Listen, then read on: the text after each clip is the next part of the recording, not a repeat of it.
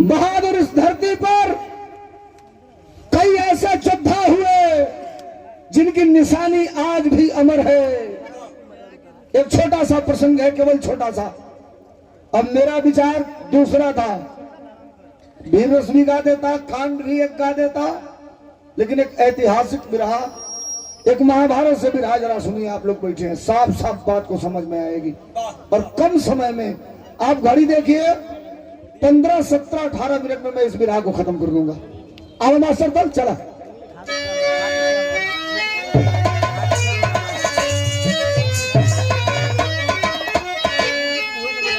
ए master, Yogendra प्रधान सदस्य, 200 रुपया का पुरस्कार।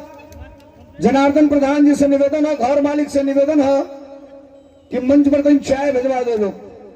भैया के नमस्ते प्रणाम है। जेके जाए क्या, धीरे से उठ के जाई।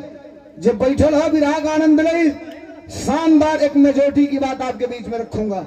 आओ।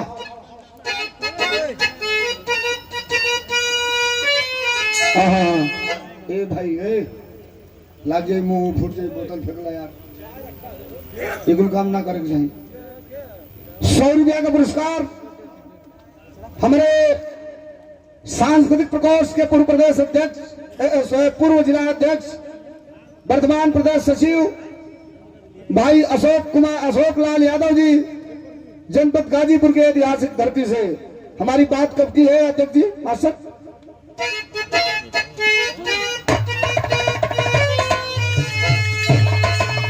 बच गया, अरे बच गया महाभारत का डंका, और लड़ने चले बहादुर बंका। सज के कुरुक्षेत्र, सज के कुरुक्षेत्र में चला है बर्बरी।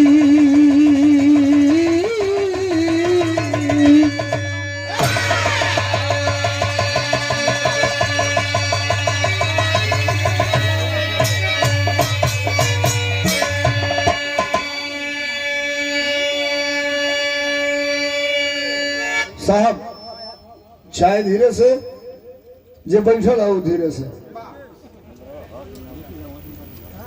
हाँ पिया दिया, जगह लेवे कोई मांग लिया लोग भैया उनसे। महाभारत के जंग का ऐलान हो चुका था,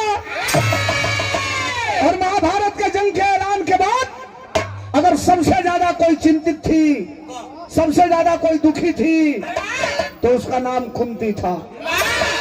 अब जरा समझिए मेरे बात को आप।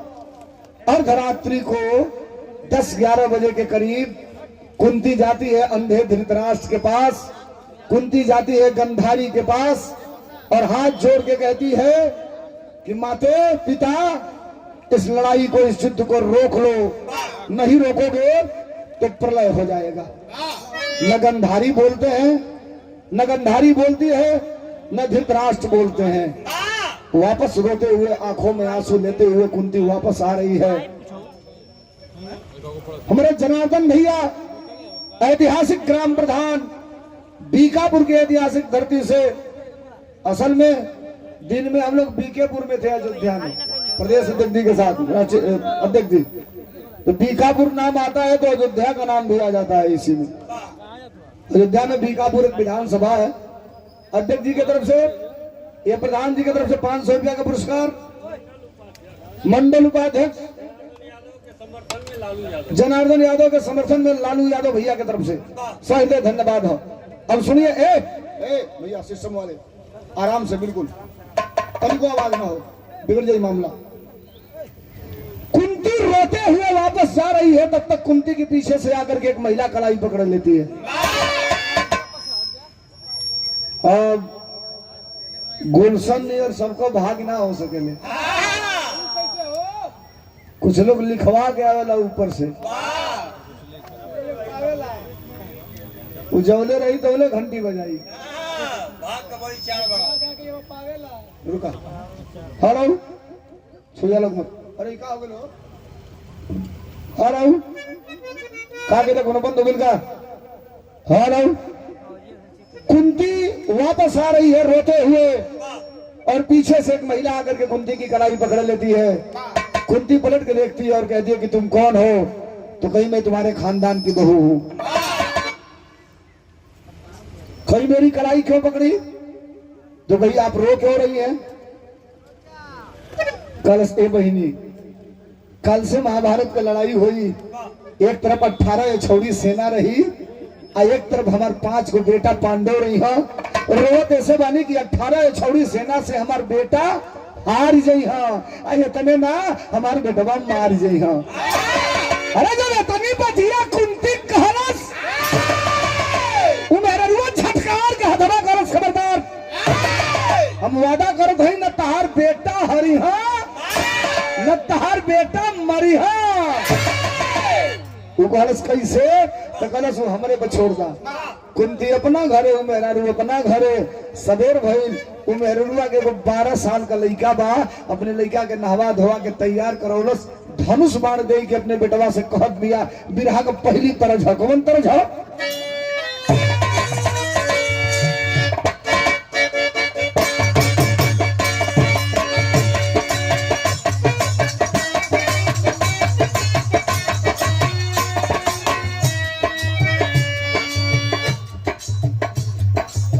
बड़ा गड़बड़ हो जाला। ये बात के गुलशन जाना था तो पहले तो बोल मरद जात रहे कमाए बहरा मेहरारू पीछे से कुर्ता खींचलस कलश कारे तो कलश के मत जा। कलश ना जाई तो आइजोन तो फाउंडेशन में जाई कैसे आई? आइजोन लगावे ली आई ठेली तो भक्त के लाल के फेंके लाएंगे का कह जाला हो। और देव जी एक बार फंस गई बड़ा बुरा। हम जात रही गाजीपुर से बिरहा गा के कासिमाबाद चौराहा पर एनिया से गए दाहिने ओरिया को सिटी माल बा देखले हो खबा। चाय पियर रही तो हमारो मन कर गलस तो गई सिटी माल के काउंटर पर। जब काउंटर पर मैनेजर रहे से कहली भैया तारे कंपनी में जो सबसे महंगा लिपस्टिक होके तू वो हमके दे पार्टी वाला से कहली तो उनको और रहा था खरीदत में कुल ना खा। अब पातर पातर दू को लिया पेंसिल लियर काउंटर पर रखलस। बिरहा कहले गर्मी रहे निकाल के 500 रुपया काउंटर पर पटक दे। कहले काट के पैसा फेरा। कहते तू सोलंकी भाई है वो? हम कहले हाँ। तो कहते भीख दे तला। हम बोले नहीं मर्द पातर पातर पेंसिल लियर दू को दिए 500 दिए। कहते भीख दे तला। कहता दू को का दाम दो 1840 रुपया। हम बोली कान धर दनी आज तक आ गई जिंदगी में फिर कबो लिपस्टिक किने ना है। तब का 500 में चटबा पेचाट तोर बाबू चाटा हमारा चाटे के नहीं। मेरा जाता कमाए मेहरारू परस की ना जा परस ना जाए तो कैसे काम चली। तो मेहरारू बतावलस जोगाड़ बतावत नहीं का बतावलस का करे चाहिए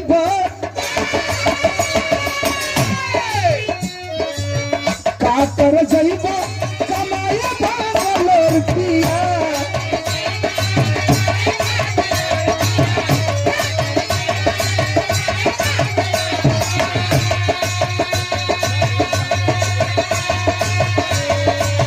का कर जाइबो कमाए भागल रुपया। होली लत घर ही होली लत घर ही किराना इस तोड़ दिया। होली लत घर ही किराना इस तोड़ दिया।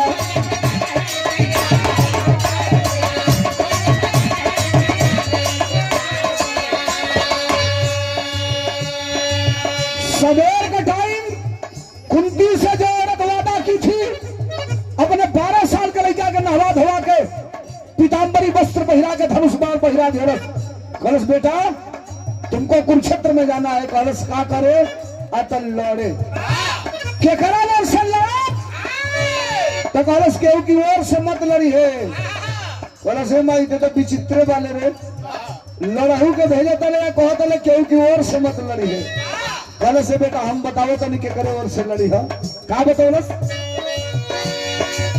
तू धावा के कर जा चुकाई दी है मोर बेटा।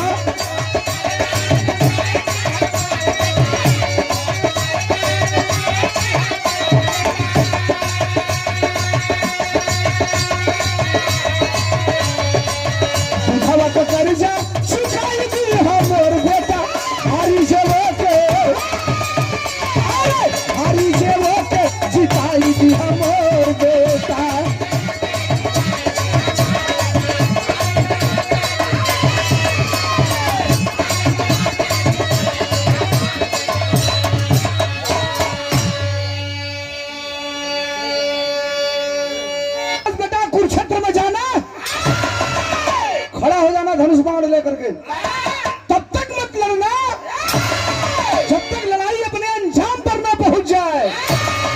देख बेटा, जवन टीम हारे लगी वही गौर से खड़ा होकर ते लड़ने लगी। अब थोड़ा सा अगर आप साइकोलॉजी पढ़े होंगे तो मेरे बात को समझिएगा आप। माई के कहले का मतलब का रहल, ओकर कहले का मतलब ही रहल कि 18 छौड़ी सेना कौरव की लगे, अब 5 भाई पांडव भाई खाली कन्हैया जी बना, तो 18 छौड़ी 5 को पांडव पर भारी पड़ी। उस समझलस के पांडव कुंती का लइकवा हारे लगे हंस, तो अपनी लइकवा से सीधे नहीं कह के ऐसे कहलस घुमा के कि जे हारी वही की ओर से जाके लड़ल चालू कर दी है। छोट बेटा बा धनुष बाण ले के माई के पैर छू के चलल ह, दौड़ता घनघन घनघन घनघन घनघन घनघन घनघन, एक करधन में घुनघुन्ना बा, वो घुनघुनवा घनघन घनघन घनघन बाजे था। ए गुलशन गोल काई उठ के बैठ। पहले माई काकी बाजारी जा मेला तो लइका छोट रहा सा तो उनके करधन खरीद के लाओ सा, डाना दे के कहल जाला। डाना बुझे तो नहीं सब ना, अब का लइका नहीं खा सब एक कमर में पहिरल जाओ। आज जब डानवा पहिरावा सब माई काकी तब वही में एगो कौड़ी गुई दस ओही बीचो में लम्हा रहे एगो। न रुको, तूने कब बुझ पाओ? देहाती लोग बैठल बा, देहाती भाषा में बताओ। करधनिया में कौड़ी रहे, अब माई काकी का करस कि एगो चांदी का हेते बड़ा छुन्नी बनवा के वही में हाँ लटका दस। लगा के पूरा न मनियालो इजान तो कौने लइका में लटकावल जा। इतनी घड़ी न लइका जन्मते जोकी का, टीटी का, अमूल का अंदर बियर पहिरन चालू कर दो सा। पहले 5-7 साल ले लइका उघारे घूमा सा, धूरी माटी में खेला सा। रुक, कोई को छोटका बड़ा बदमाश रहा तो छोटे छोटे लड़का बोल का आदत पड़ जाओ, पकड़ के मिसल चालू कर ये इसको आप वल्गरेशन मत समझिएगा, एक भाषा में बता रहा हूं। तब महतारिन से बड़हन डॉक्टर केहू ना होला।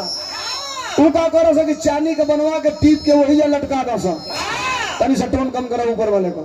तो जब हाथ पड़े तो पहले तो मुलायम मिले, जब हाथ पड़े जब टैटका ही चली आला, 1 बेर पकड़ा सा, 2 बेर पकड़ा सा, 3 बेर पकड़ा सा, बंद कर बोलो केकर सिटिया देता, बंद करके चेक कर लो। 3 बेर 4 बेर जब पकड़ा सा तो ओकर बाद आदत ओकर को छूट जा। ए हंसत नहीं आप सबे। पहले जवन लड़का अपनी माई का साल भर दूध ना पिए, देहात का लड़का, देहात का आदमी ओकर रिगावे का बस सारे का बतिया ये दूध कट्टू है, अपने माई के दूध नहीं पिए ले। बात होके सामाजिक स्तर पर औरतों के साथ बच्चों का जो रिलेशनशिप था वो धीरे धीरे खत्म होता चला जा रहा है। माई कहलस किया बेटा जे हारी वही कोर से लड़ल चालू करी है। यार से लड़का चला था और से भगवान का नैया सवेरे में बैठ के ध्यान धरत हो कि लड़ाई चालू हुई, कौरव के तरफ से बाण आई तो के पांडव के तरफ से होकर रोकी, अब पांडव के तरफ से बाण जाई तो के कौरव के तरफ से रोक सकेला। ये काउंट कर रहे थे तो उनके दिमाग में लगल कि वो लड़का आया था इस अरे आ जाई, अगर कुरुक्षेत्र में तो अकेले महाभारत खत्म कर दी। भगल हवा आई के रास्ता में ब्राह्मण के भेष बनाई के हाथ दिलो, लड़कवा के रुकला, कहला रुक रुक रुक रुक रुक। लड़का रुकल, भगवान कन्हैया कहला कहाँ जात हवे? कलश कुरुक्षेत्र में। का करे? कलश लाने कलश के करार से, कलश माई कहले दिया जे हारी वही के ओर से। कहला बेटा रुक 2 मिनट, रोकले हो लड़कवा के बिरहा का तरज बदल गई। कौन तरज है मास्टर?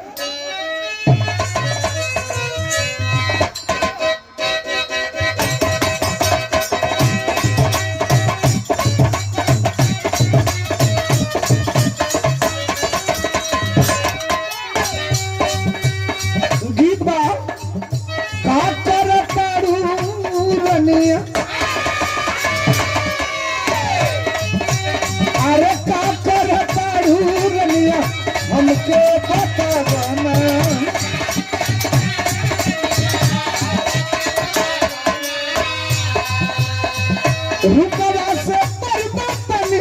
रुकवा से पर्दा तनी रनिया हटावना।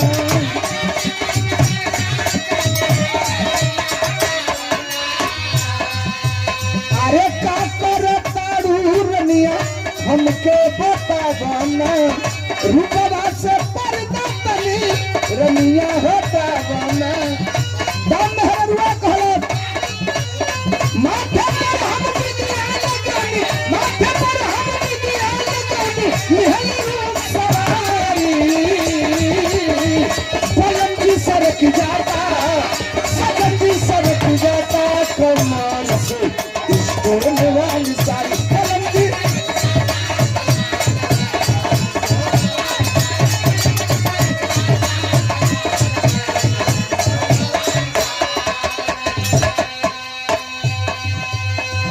भगवान कन्हैया कहला कहाँ जा रहे हो? कलश महाभारत की लड़ाई में जा रहा हूँ। कहला रे बेटा भाग जो ना तो कहे को फिर हवा से बाढ़ चलैया सब बाढ़ के हवा से उधिया के कहीं कोस जाके गिरबे। जर्सी सांड देख ले हो लोग ना छोटका जो ही कहला कि बाढ़ के हवा से उधिया के गिरबे तो ले डूब रहिया खुर को चलस।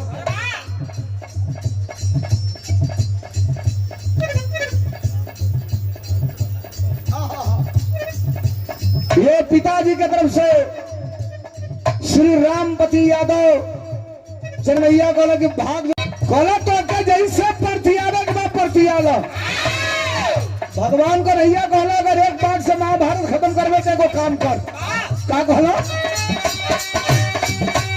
अरे वीर अगर हुआ या अजो हटावला तो लोग पता ही छगलस बाण पकड़ के बाण अपने तरकस में रख लियलस। भगवान को नैया कहला कि कहियो देनी है फिर कहत लगी जब बाहर पानी भी होता है तो कलस तो हम का यानी कि सवेरे सवेरे भीख मंगे से हमार पाला पड़ गई बा। 2.5 घंटा से लपेट के मर्दवा कहलन ना लवंडी लफाड़ी से मांगी ना मिली तो गड़बड़े हो जाई काबत हो के शंका बा कहला देख हमके शंका बा कि जौन मांगब उ ना मिल सकेला कहला जवन मांगबा लपे दे 3 वचन दिया कहा 3 वचन दे रहा हूं जो मांगोगे भी दूंगा। लड़का पहचान नहीं पा रहा है कि ये कौन है। देखो यही कबो कबो बात फंस जाले भैया लोग। एक बार जमराज का पोथी पतरा गायब हो गए जमराज को आ 1 हफ्ता बाद मिलो देव जी तो उलाट के पन्ना देखा था ना तो एगो आदमी अपनी और दुआई से 1 हफ्ता अधिका जी गई है। वह भैंसा लेके ना कोई दुआरी पर कहना चल उठ कहा कहला तुम एक्सपायर हो चुके हो और दुआई से 1 हफ्ता अधिका जी गई वाले तू कहला राहुल परिचय तो कहना आई एम जमराज कहला से जमराजवा सारे मानी नाम मुआई जरूर हमके आज कहला से साहब 1 हफ्ता अपने और दुआई से हमके रहुरा अधिका जी याद नहीं अपने चलते हाथ जोड़े तो रात भर कहूंगा छोड़ दो बिहाने आई हो हम चल हमारे प्राण हर के ले दिया राती के मेहरारू से मिलल बड़ा जरूरी बा हमार। जमराज कहने की चल 1 हफ्ता अपनी मर से छोड़ो रानी रात भर और छोड़ दो। जमराज चल गई ना तो भीम सारे कहा कैलस की माटी पियर की सान के और जमराज का धोखा वाली मूर्ति बनौलस और 2 बंडल वही पर फूल गटई में डाल के 1 मुठ्ठा अगरबत्ती हो जा जरौलस तो जमराज यहाँ से चलल हम हर हर हर हर का आवाज आई है बस बैठ के लगल मंत्र जब एक एगो मंत्रिये बोले ओम जमुरजाय नमः ओम जमुरजाय नमः। जमराज इन्हें कहना साला मृतलोक में केवल देवी देवता का पूजा होता है ये पहला भक्त है जो हमारा पूजा करते हुए मिला। कहना देख तुम मेरे भक्त हो सकते हो लेकिन तेरा प्राण नहीं बच सकता है मरना तो तुमको है। कलश मुआइए चाहे जियाइए ओम जमुरजाय नमः। कहना भाई देख तेरे पूजा से प्रसन्न बानी जो मांगल चाहत हो मांग ले सिवाय प्राण के छोड़ के लेकिन तो के मरे के जरूर बा। कलश हमको 1 नहीं 3 वरदान चाहिए ओम जमुरजाय नमः। कहना तीनों देव चल कहना जो मांगते जाए वो पूरा होता जाए। कहना चल यो कह दे जो मांगत दिवे पूरा हो जाई जो कहना जो मांगत दिवे पूरा हो जाई तो ले उठल आज ने मूर्तिया के पूजा करत रहे मटिया वाला के मरला 8-10 लाख वही के हचा जमराजवा कल तो साला भक्त का डबल रोल निकल गया यार, ये तो नकली हो गया। कला सलमान कलश पहला वरदान ई दा कि जो ने भाई सवा पर तू बैठ के आइल वाला एक जो नहीं दोनों सिंहिया दू और बा वो दोनों सिंहिया एके में सट जा ई कलर वाला जो मंगबे वो पूरा हो जाई। बस जो कहलस कि दोनों सिंहिया एके में सट जाए तो भैंसवा का दोनों सिंहिया एके में सट गई। जब राज कहलो सारे यही से मरवाई ना नहीं देखत नहीं था कहला दूसर का मांग तो कहला दूसर का वरदान ही था कि तू उड़ के जाके वही सिंहिया पे बैठ जा। ई कलर वाला जो मंगबे तो पूरा हुई तो उड़ला जमराज और सिंह ज्वाइंट है चोक चोक है मतलब एकदम टी पॉइंट पे बजा गई वो बैठला जो बैठला ई भैंसा की मूड़ी पर जब वजन पड़ल तो हेंगा हेंगा जो मूड़ी करे जब एक बेर हेर जितने एने एने करे उतने सिंह छोट हो जा एक शुभ सिंह अंदर भीतर बौसुर भीतर तो बच जाओ।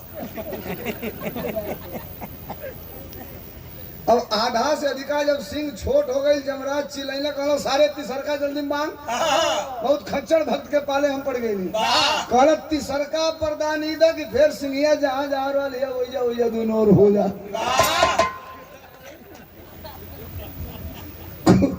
कूद के भगना जमराज कहना तो सारे यही जा रहा हो जा ना ले जाए तो क्या एजिया वाले हमारे पर ट्राई कर दे ठीक बा ओइजा वो लोग पर ट्राई कर दे तुम्हारे गंदे धोखा में पड़ गए भागत भागत लगदम बिगड़ जाई।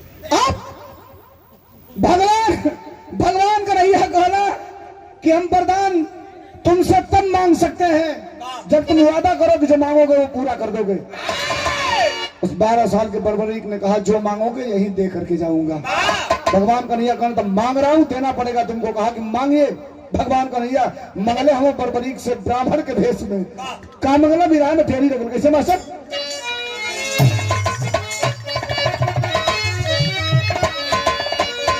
बिरताई बिरताई जिसकी धोखे में फंसी अरे बिरताई जिसकी धोखे हो बिरताई जिसकी धोखे में फंसी संग के बल बेदी पर मांगे शीश कन्हाई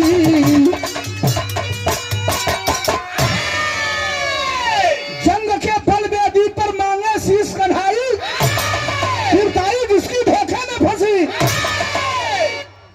अपन कटार निकाल के झोटा पकड़ के अपने हाथे अपन गर्दन काट के हथेली फैलौले हई हमारे हथेली पर रख दे अगर ते दिहल चाहत हो तब जो कहना कि अपन गर्दन काट के अपने हाथे हमारे हथेलिया पर रख दे तो ले लइकवा पीछे देखलस अब पीछवा हट के एगो बाण निकलस निकाल के धनुष पे चढ़ावे लगल।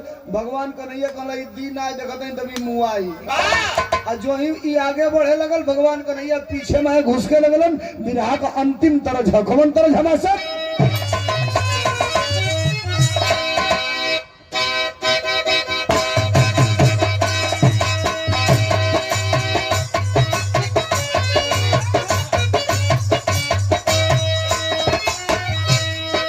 फूलों के फेंके हारमोनिया पर तो तत्काल होकर निकाल लिया पता लगा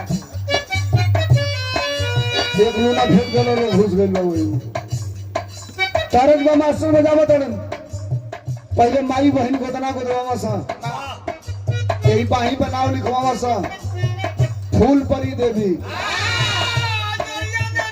अजरिया देवी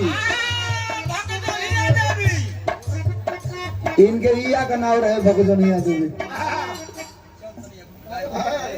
बैठा बैठा तारी छोटकी या रहली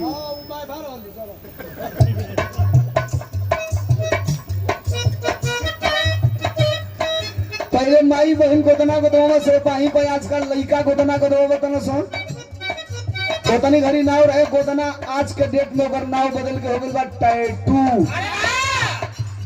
माई बहन पाही पे गोदवा नौका लड़का हैया गोदवा तना सा और कहा रुचि तो मुंह नहीं करा कई को सारे तो ऐसा जगह गोदवा ले तो ना सकी देख ले तो खाना खाए के मन ना करे। रुका रुका रुका रुका रुका गोदे वाले का लगवा रुपया लगी कहीं गोद नहीं हो सब हमरो गोदवा ले कहियो मलिकाइन को गोदवा ली रेजा मत गोदवा एगो मेरा भी गोदना गोदवा दिया गोदे वाली कुछ रस का लिखाई तो बताओ का बताओ लो चूड़िया परिणाम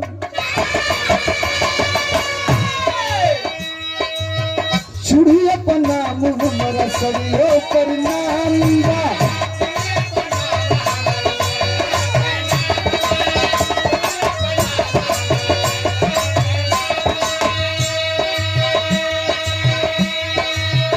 उनका खातिर हमारी जिंदगी तमाम बा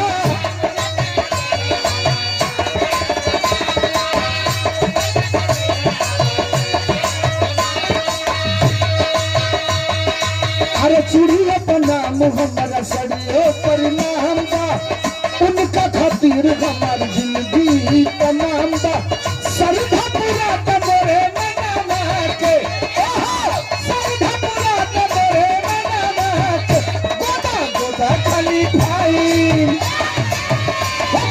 गोदा खाली भाई गोदा के गोरे हथवा पर नाम सजनवा के गोरे हथवा पर नाम सजनवा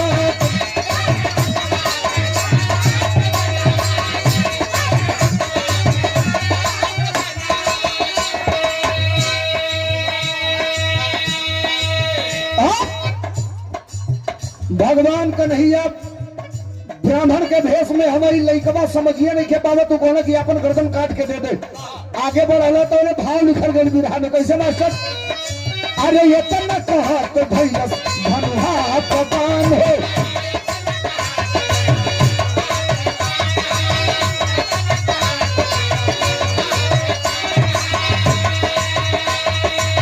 कारण बताओ ना तो दिले पे जान हो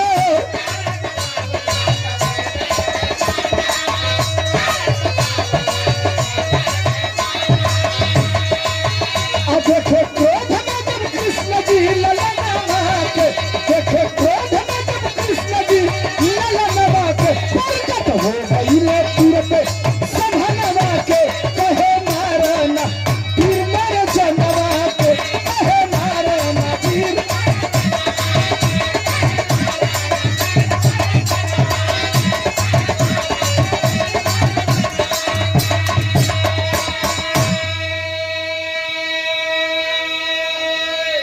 भगवान कन्हैया जो ही कहे कि अपना गर्दन काट करके हमारे हाथ में रख दो धनुष प्रमाण चढ़ा करके वो नौजवान आगे बढ़ने लगा। भगवान कन्हैया ने कहा कि खबरदार अगर नहीं देना है तो मत दो लेकिन वादे से मुकर रहे हो या गलत बात है तुम्हारी। उस 12 साल के बर्बरीक ने नौजवान ने कहा कि खबरदार बात मुकरने की नहीं है तीर कमान से बात जुबान से निकल जाती तो फिर कभी वापस नहीं आती। मैं अपना पूरा का पूरा वचन निभाने को तैयार हूं। शंका हमके बा कि तू जवन दिखाई देता रहू हवा कि ना हवा बाण चलावे जाते नहीं अगर असली में हुए ओखबा तो तू बच जाइबो नकली में ओखबा तो धर गर्दनवा ही बनवा काट दे। भगवान को नैया कहना कि सोचते समझत में कहीं चला दिलस तो और हम टेंडर ले लेवानी पांडव के जितावे के देखे तनी हम ही के मुआ दे कहां से जीती लोग तो ले 1 मिनट लागल नीचे से हर हर शरीर बदलल चालू भइल। भगवान कन्हैया साक्षात मुरलीधर चक्र सुदर्शन लेके खड़ा हवन। देखा वो बर्बरीक पहचान गया ये तो भगवान श्री कृष्ण है। दौड़ करके पैरों पर सर पटक दिया और पटक करके कहा कि खबरदार साहब हमारे और आपके बीच में जो कमिटमेंट हुआ था उसे थोड़ा समय विलंब कर दिया हूं पूरा करने में और इसके लिए क्षमा चाहता हूं। मैं अपना वादा पूरा करने जा रहा हूं। निकाला कटार और सटा दिया अपने गर्दन पर पकड़ लिया छोटा काट के शीश देने जा रहा है। तब तक कहलस के साहब देखो हमारा सवाल है अगर कहल जाओ तो हम करें। भगवान कन्हैया ने कहा करो। कहा मैं मर जाऊंगा मेरी आत्मा फटकेगी साहब ये मुझे जानना जरूरी है भगवान कन्हैया ने कहा क्या? तो कलश के साहब जौन कहलऊ कहियो दिहनी, फिर हमार गर्दनवा काहे काटल जाता, ये बता तो हम अपन गर्दन काट के दे दे। भगवान कन्हैया ने भी कहा कि तुमने सही सवाल किया, तुम नहीं जानोगे तो तुम्हारी आत्मा भटकेगी, तुमको बताना जरूरी है कि तुम्हारा गर्दन क्यों काटा जा रहा है। कला बेटा सुनो, कुरुक्षेत्र की लड़ाई में दो दल है, एक तरफ अधर्म का रूप लेकर के कौरव खड़े हैं और एक तरफ धर्म के साथ तुम्हारे खानदान के, तुम्हारे आजा बाबा परपाजा पांडव खड़े हैं। अधर्म के साथ 18 छोड़ी सेना है और धर्म के साथ अकेले ये श्री कृष्ण खड़ा है। गर्दन तुम्हारा मैं इसलिए काट रहा हूं बेटा, तुम अपने मां से वादा करके आए हो कि कुरुक्षेत्र में आओगे, जो टीम हारेगी उसके तरफ से खड़ा होकर लड़ोगे। और मैंने वादा किया है पांडवों को यानी सत्य को जिताऊंगा और सत्य को हराऊंगा। हम पांडव के जिताई, कौरव हरिहा आते कुरुक्षेत्र में रहबे तो अपने माई का दिहल वचन पूरा करबे, ते कौरव के तरफ से खड़ा होकर लड़बे। हम ही जानता नहीं कि तोरे लगे एक को बाण बागर चला देबे तो पूरा महाभारत खत्म हो जाएगी, हमहू खत्म हो जाएगी। तो धर्म को जिताने के लिए, तेरे खानदान की बलिहारी को बढ़ाने के लिए, तेरे खानदान, तेरे आजा परपाजा बाबा के सम्मान को बचाने के लिए, धर्म की रक्षा करने के लिए तुम्हारा गर्दन काटना जरूरी है बेटा। 1 मिनट लागल, कचाक दे कटला सापन गर्दन। भगवान कन्हैया हाथ ऐसे कैले हम सुनी हलो, हथेलिए पर पटक दलस, फच दे खून का छींटा पड़ल हो, मुँह साफ कैले भगवान कन्हैया। तो तकला तो वही मुड़िया के अखिया से एक ठोक लोर चुए लगल। 1 मिनट और है, विराह का मेन पॉइंट, असली बात आपके बीच में रखने जा रहा हूं। भगवान कन्हैया ने कहा रो क्यों रहा है बेटा? तो कहा साहब इच्छा थी हमारे मन की, मेरी माँ ने भेजा था, तो मैं ये जान रहा था, मेरे मन में प्रबल यही इच्छा थी कि मैं महाभारत की लड़ाई देखूंगा, और मेरा मन का सपना, मेरी इच्छा अधूरा रह गया। भगवान कन्हैया ने कहा नहीं, तू महाभारत की लड़ाई देखेगा, और मेरा वादा है। हाथ उठोला, ऊपर कहना मुड़िया चल गई आसमान में। ये बात कह दे छोड़ दो, महाभारत का लड़ाई चलल, महाभारत खत्म भइल, कौरव हार गइलन, पांडव विजेता भइलन। महाभारत का लड़ाई का दिन चलल है? आपे लोग से पूछे थे, एक आदमी बोलल खाली काका, एक दिन बोलो ना काका खाली, बाकी के ना बोला लगे पूछते कि सौर्या राय का लहंगा कौन मीटर का बा? आधा लोग तो बताइए दे, पूछो मोबाइल जो कौन खुरपी कौन हो? उर्फी जावेद। हाँ विचित्र कपड़ा वो पहने दिया भैया, बात 2 इंच में काम चल जाता है मेरे साथ। अब खत्म हो गई मामा, कहाँ रहनी अरोरा? पहले आवल जात रहा कवि जी, लेकिन एक और बात कहाँ जनरल बताओ तुम ओहे बचल बा, बताओ। अच्छी बात है, श्रोता जब सवाल करता है तो विराह में मजा आ जाता है, नहीं तो आप चुपचाप गाते रहिए, लोग सुनते रहे, इसका कोई मतलब नहीं है। अच्छा सवाल आपने कर दिया, मैं बताऊंगा आपको। भगवान कन्हैया ने कहा कि तू महाभारत की लड़ाई देखेगा। हाथ ऊपर कर दिए, मुंडी आसमान में चली गई। 18 दिन महाभारत की लड़ाई चली, कौरव हार गए, पांडव विजेता हुए। जाके पांडव अपने घरे आराम करत हो लोग। 3 दिन 4 दिन जब नींद पूरा भइल,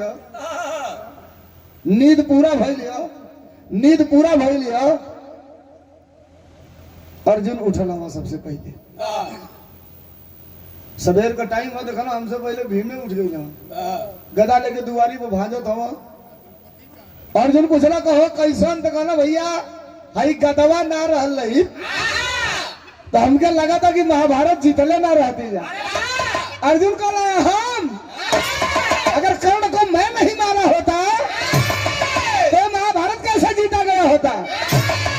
और दोनों जानी के हल्ला में 3 जानी हो आ गई, 5 जानी में अब आपस में तू मैं हम लड़नी तो ले आगे ना भगवान कन्हैया कहला कैसन चरा था बोलो तो लोग। अर्जुन कहला का चरा था जा? ये बतावा महाभारत का लड़ैया में सबसे ज्यादा योगदान के कर रहल लड़ने में हमार रहल कि भीम कर रहल? वाह ये खाली मोटहनते हिले लेबा पोंगड़ा हनी और खाली अधिका बतिया बताई। भगवान कन्हैया कल तक कहो अर्जुन ताके बुझा तका कि तू ही महाभारत का लड़ैया जीतला। वाह ये कहला ये मर्द हित हवा हिते नियर बतियावा। वाह हमसे कहा था कि तू ही जीतल के जीतल कहला तू ना जीतल। वाह अब अर्जुन बिगड़ के हम खड़ा हुआ डांट के भगवान कन्हैया से पूछा था बिरहा के खड़ी में बिरहा का सारांश मिली कैसे मास्टर?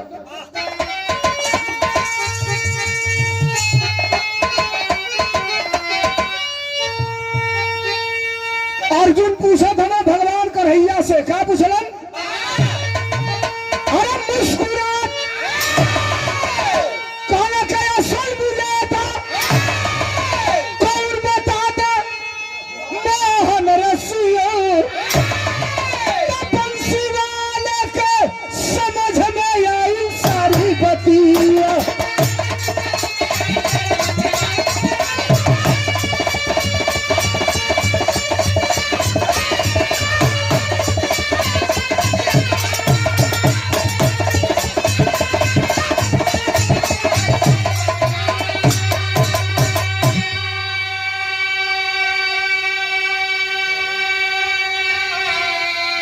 असल विजेता कौन बता दे मोहन रसिया बंसी वाले के समझ में आई सारी बतिया। तय करिए तस्वीर यही डिक्लेयर कर रहा हूँ बिरहा की। अर्जुन ने कहा कि लड़ाई को जीता कौन? तो भगवान कन्हैया ने कहा मैं बताऊंगा तो तुमको झूठा लगेगा अर्जुन। कहा तो बताई के? कहा तू लोग पांचों जन आवो हम बतावत है लड़ैया बताई के। क्या कहलन मास्टर? कहा ये कर गवाही यही तुम्हारे खानदान है भगवान हो।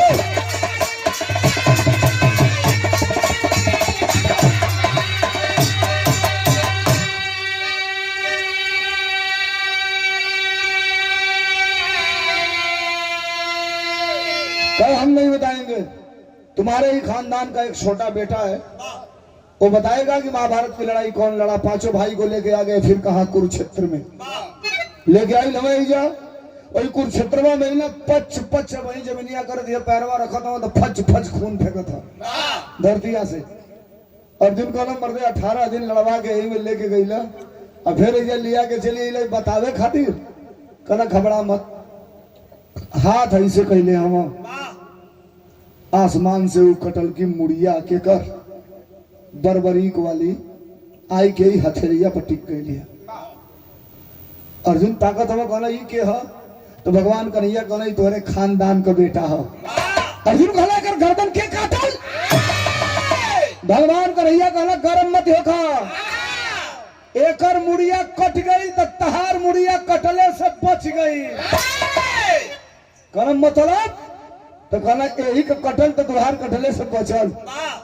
कहना तब तो कहना ऐसे पूछा ये पूरा महाभारत देखले बा कि महाभारतवा लड़ल के।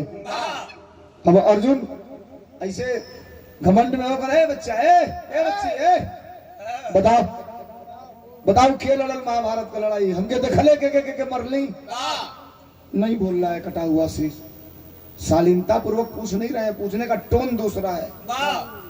भगवान कन्हैया ने कहा कि हमने जो आपको उपदेश दिया उसमें एक लाइन ये भी था कि किसी भी प्लेटफॉर्म पर किसी भी जगह पर सामने वाले को अगर आप संबोधित करेंगे तो भाषा शैली आपकी ये हो कि आप उसे सम्मोहन कर लें।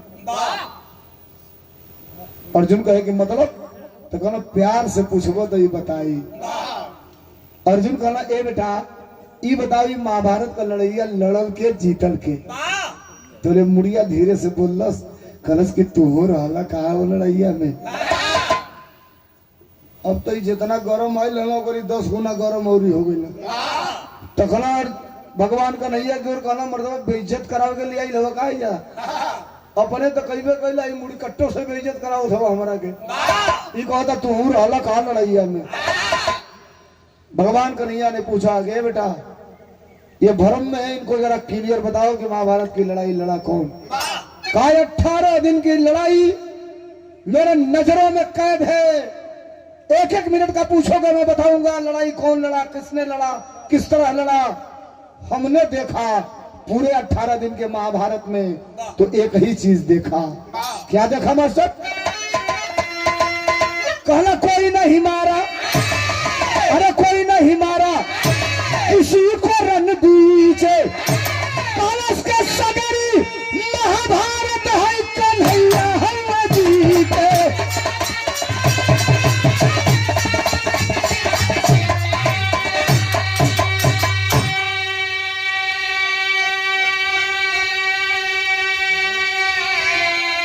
चारों तरफ कुरुक्षेत्र में अगर कुछ दिखाई दे रहा था तो केवल और केवल सिर्फ भगवान श्री कृष्ण और चक्र सुदर्शन, इसके बाद कुछ नहीं दिखाई दे रहा था।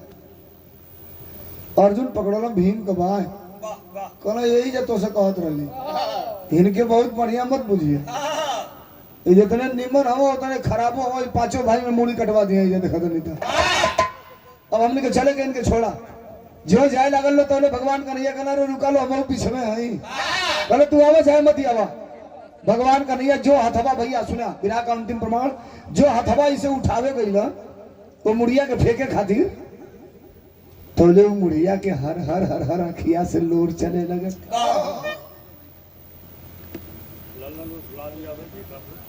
लल्ला पूरा एंजॉय किया कार्यक्रम का, जब तक लोग थे आनंद मिला।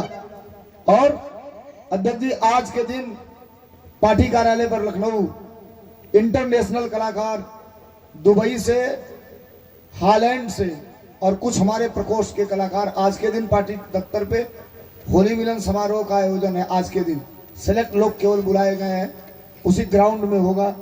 यहाँ से हम लोग बैठेंगे तो अभी चले जाएंगे सीधे लखनऊ पार्टी कार्यालय। 4 बजे से वो कार्यक्रम है जिसमें माननीय राष्ट्रीय अध्यक्ष जी भी शिरकत करेंगे। तो हमारे प्रकोष्ठ के भी कुछ लोग हैं और कुछ बाहर के विदेशी कलाकार भी आ रहे हैं, जो आज पार्टी कार्यालय पे होली मिलन समारोह का आयोजन है। यहाँ के बाद सीधे हम लोग भी वहीं जाना है। ये जनार्दन यादव प्रधान जी की तरफ से 500 रुपया का पुरस्कार देकर के सम्मानित कर गई। प्रधान जी के चरणों में नमस्ते प्रणाम, आप सबके नमस्ते प्रणाम। अब वो मुड़िया से आंस, मुड़िया की अखिया से आंस टपके लगल। भगवान कन्हैया कहना ए बेटा रोवत खाए हवे अंतिम प्रमाण है।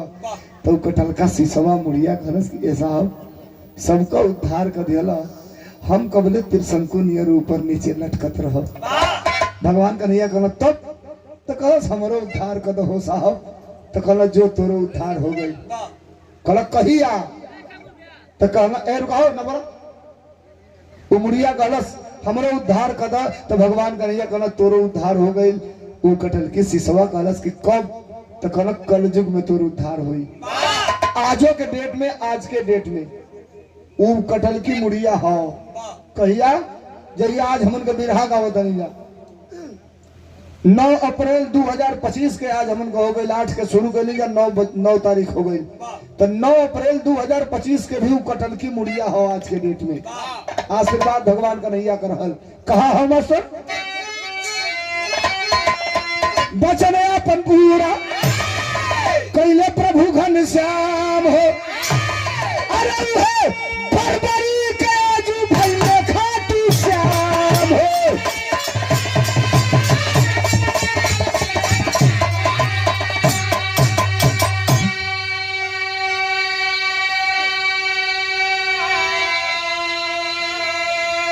सर उसी सालासर में कटा हुआ शीश बरबरीक का आज के दुनिया में खाटू श्याम के रूप में पूजा जाता है। वर्तमान में भी वो कटा हुआ शीश बरबरीक का ये धरती पर हो, राजस्थान के सालासर के मंदिर में। 51 रुपया भैया की तरफ से नमस्ते प्रणाम हो, आप सबके नमस्ते प्रणाम हो। बात हमारे खत्म भाई नहीं, वो तो मैं बताई। चाचा ने पूछा था कि बरबरीक का जन्म कहाँ हुआ था। वो बरबरीक का जन्म हुआ था नेपाल में, किराती एक जगह है। हिंदुस्तान में, भारत में बरबरीक का जन्म नहीं था, नेपाल के अंदर बरबरीक का जन्म हुआ था। सोशल मीडिया का जमाना है, बढ़ जा। सोशल मीडिया का जमाना है, 2 मिनट हमके बोल रहे होता। सोशल मीडिया का जमाना है, मोबाइल आपके हाथ में है, पूछना किसी से नहीं है। गूगल को खोलिए और कहिए गूगल महाराज बताओ भारत के अंदर सबसे बड़े झूठ बोलने वाले आदमी का नाम क्या है? खट में 2 अक्षर का नाम बताओ अब वो बंद करा देना साहब, वो बताओते नहीं खे जौन पुष्पो 1.5 मिनट लागी बता दे। पहलवा तो बड़ा हल्ला भइल, इतनी घड़ी तो बड़ा गड़बड़ हो गई बा। जिनके जिनके इतनी सर की सुइया लाग गई कोरोना वाली और बूस्टर डोजवा ये सारे कब अटैक कर देता। ये अटैक करने के बाद हॉस्पिटल जाए के मौका नहीं मिले, जो कहले सोई जा राम नाम सत्य। एक दिन हमारी बगलिया में बड़ा प्रसाद जी एक दिन कहला कि लड़की के बियाह आता है, कहले बनी तनी चलता बुलाओ तो ना सकी हमारी बगल में बाला तनी लिया के आवा। तो कई दिन कहत रहा, एक दिन गई गाड़ी में बैठा के लिया के तो कहना भैया 11 लाख तय बात है, 5 लाख दे दो बनी, 6 लाख देवे के अब तोहरे खाता से ट्रांसफर हो, हमको हमारे से मत करावा। कहना लड़का हमारे विदेश से पैसा भेजी वह पैसा यहाँ दिया जाई दहेज। तब बेटावा कलश के जब सोलंकी भाई आ गए माना तब माना था नहीं हमके दहेज मिल जाई, हमें रुपया मिल जाई, कहीं जाई ना। नाश्ता पानी करत रहने जा तौले जिन लिया के गई ना वो लड़कवा की बाबूजी से पूछा था ना कि भाई साहब आज तो दिन बारी तय हो जाएगा, शादी तो होगी, आप मेरी जितनी क्षमता होगी मैं पूरा करूंगा। ये बताइए कोरोना ले तो बाबू कोरोना का सुइया उइया लगोले रहे कि ना लगोले रहे? तो कहे का लड़का का बाप बतावा, लड़के दौड़ के आके कहता पिताजी हम 3 डोज लगवा चुके हैं, बूस्टर डोज भी ठकवा चुके हैं। अभी कहा के खाना खा, हमके खाने में कहता ना नेता बाबू उठा सरका जल्दी से। हमको का भाई मर्द भोजन करे के बाद कहना खाना होटल में खाई ले पहले जैसे चला। गाड़ी में बैठनी जा आधा रास्ता अली तो कहनी काहे खानवा ना खाई देला? कहना खानवा ऐसा ना खाई देने की 5 लाख डांड जाई हमार। हमको लिखा है तो कहना 300 सुइया सारे लगवा ले, कब हार्ट अटैक हो मर जाए लड़की हमार रानी हो जाई। ऐसे बढ़िया 5 लाख छोड़ दे, बियाह दूसरे जगह करब जो 1 सुई लगोले हो। कितना बियाह कट गया सती सरकार डोज लगोले। भगवान कन्हैया के आशीर्वाद के अनुसार आज वो बर्बरिक सालासर के रूप में, सालासर के पावन पवित्र भूमि पर बर्बरी खाटू श्याम के रूप में पूजा जाता है। बात खत्म हुई, अंतिम लाइन के बाद चाचा गया देश रोलो गुरु बिहारी गुरु गणेश जितना में कहो उतने में एक लाइन चाचा के सुना देता ही बात हमारे खत्म हो जाए। झटके में ले लिया झटके।